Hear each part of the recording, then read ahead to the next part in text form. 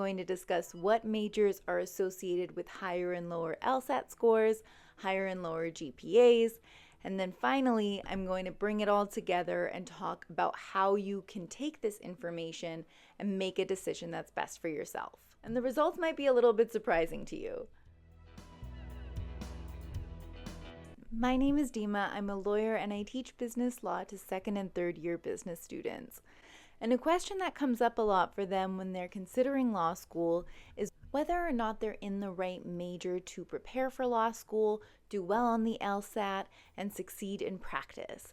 And so in this video, I'm going to go over the factors that I think are important for students to know when they're selecting their major with the intention of applying to law school. I'm going to start with an overview of general admission requirements for law school for those who are starting completely at square one.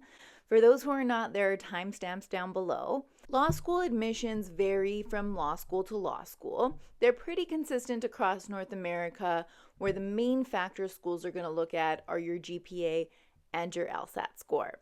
Schools often also ask for things like a personal essay, references, and your resume to see what kind of community work or work experience that you have.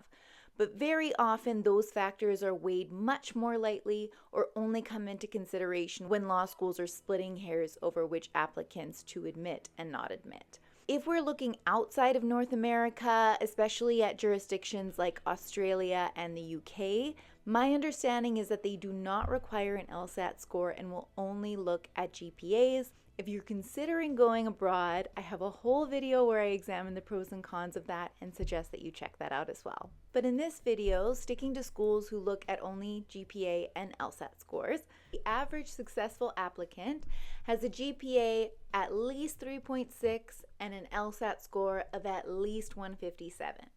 If you want to get into a top tier school, whether it is in Canada or in the United States, the score starts to look more like a 3.8 GPA and a 170 on the LSAT. A couple of caveats that I want to flag for you.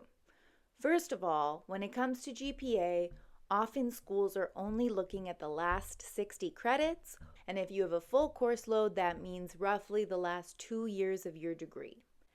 Having that information, you can be really strategic when you're putting together your course schedule and do your best to fit all the classes you can that you know you're not going to do as well in your first couple of years. It may not always be possible, but it's a good thing to consider if you can. The other thing to be aware of is that you can write the LSAT more than once. However, not every school is necessarily going to take your highest score. You need to personally look into the individual schools that you want to apply to because some will take your highest score, while others will take an average of the two scores, and other schools have different formulas that they use, and so just be aware of that and make your decisions about the LSAT accordingly.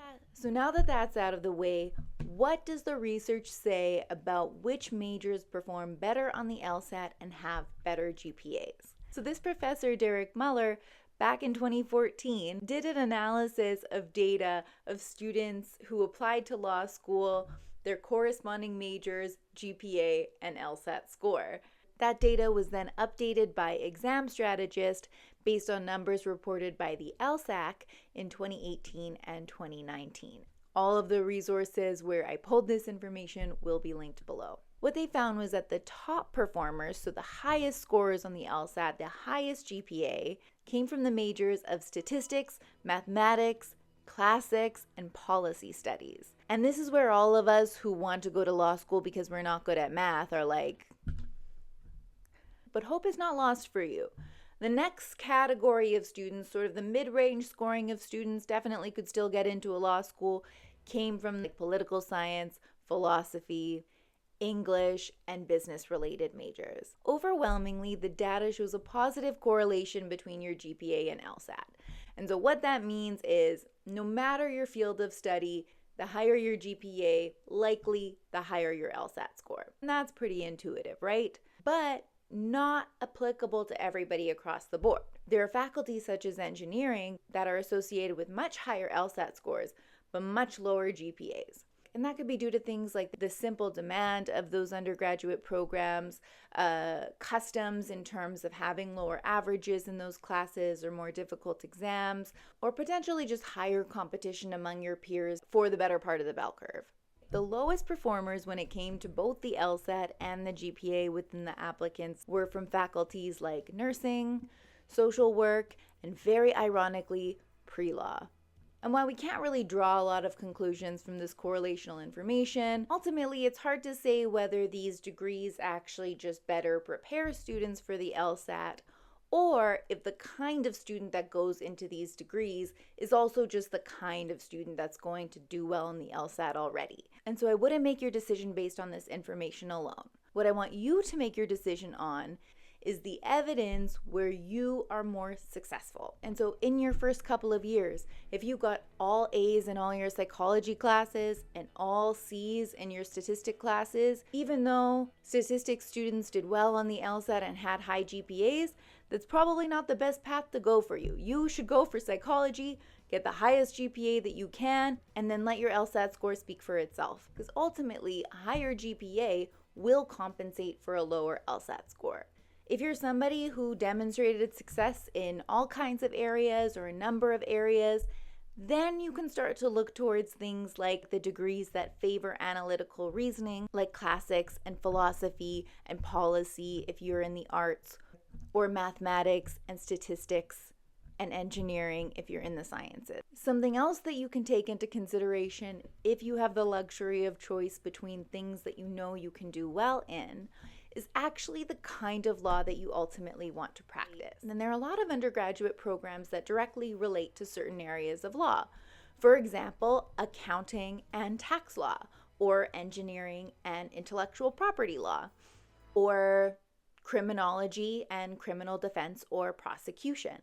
That background knowledge can really give you an edge in law school and ultimately in practice. It is the thing that I would take into consideration the most loosely, because there's a pretty high chance that between now and you actually getting a job out of law school, that you might change your mind, have that direction, have those goals, but don't hold on to them too tightly. All that to say is that if you're actually trying to pick the most predictable thing, don't do that. Pick what you're going to be good at. And then secondly, what will genuinely speak to you as a person and the perspective that you want to bring to the law. I promise you, there is no one path, and that as you make decisions and work hard and make connections, your path will unveil itself and you will be just fine. I hope you found some of this helpful. If you know somebody struggling with this decision, please share this video with them. And thank you so much for spending some time with me today.